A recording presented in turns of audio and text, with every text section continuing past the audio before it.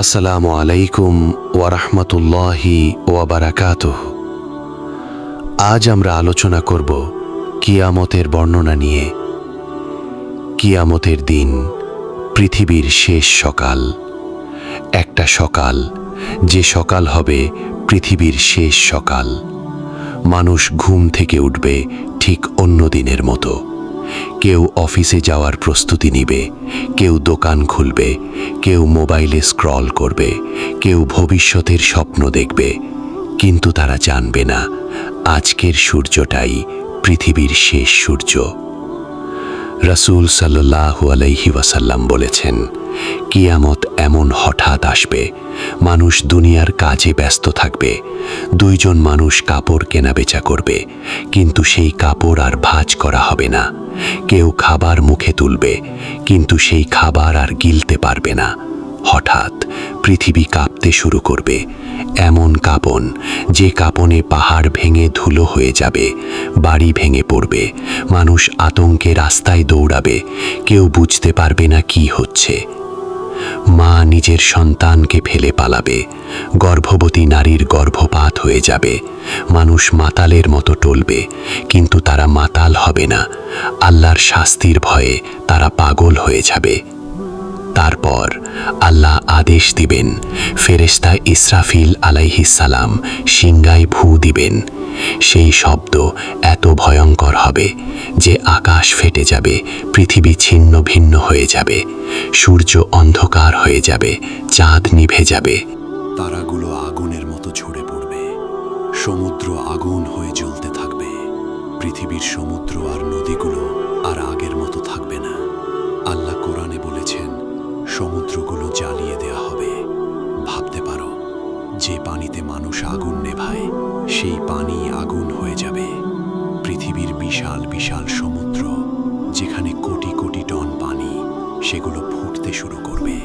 ঢেউগুলো হবে আগুনের মতো ভয়ঙ্কর, পাহাড় উড়ে যাবে তুলোর মতো। মানুষ তখন কোথায় পালাবে? কোথাও না, কারণ পুরো পৃথিবী ধ্বংস হয়ে যাবে। তারপর এক এক করে সবাই মারা যাবে, ধনী, গরিব, রাজা, সেলিব্রিটি, কেউ বাঁচবে না। পৃথিবী তখন সম্পূর্ণ নীরব, না কোনো মানুষ, না কোনো গাড়ির শব্দ, না কোনো পাখির ডাক, শুধু মৃত্যু। তারপর হাজার হাজার বছর পর আল্লাহ আবার আদেশ দিবেন, ইসরাফিল আলাইহিস সালাম দ্বিতীয়বার সিংগায় ফু দিবেন। কবর ফেটে মানুষ বের হতে শুরু করবে। যে মানুষ 500 বছর আগে মারা গেছে সেও উঠে দাঁড়াবে। যে রাজা ছিল, যে ভিখারি ছিল, সবাই একসাথে উঠবে। মানুষ আতঙ্কে বলবে, আমাদের কে উঠালো? কিন্তু তখন আর ফেরার সুযোগ থাকবে না। সব মানুষকে জড়ো করা হবে হাসরের ময়দানে, এক বিশাল ময়দান, যেখানে কোটি কোটি মানুষ দাঁড়িয়ে থাকবে। কেউ নগ্ন, কেউ আতঙ্কে কাঁদছে, কেউ নিজের আমল মনে করে কাঁপছে।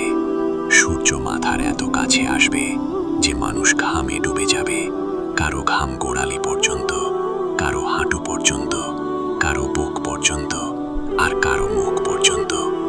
সেদিন মানুষ নিজের মা থেকে পালাবে, নিজের স্ত্রী থেকে পালাবে, নিজের সন্তান থেকেও পালাবে। কারণ সবাই শুধু একটা কথাই ভাববে, আজ আমি বাঁচব তো। তারপর শুরু হবে হিসাব।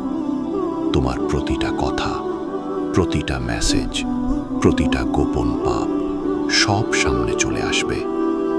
যে নামাজ ছেড়েছে, যে হারাম সম্পর্কে লুকিয়েছিল, যে মানুষকে কষ্ট দিয়েছে, সব প্রকাশ হয়ে যাবে।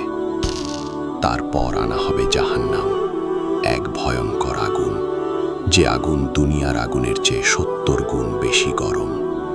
রাসূল সাল্লাল্লাহু আলাইহি ওয়াসাল্লাম বলেছেন, জাহান্নাম এমনভাবে চিৎকার করবে যেন ক্ষুধার্ত কোনো পশু।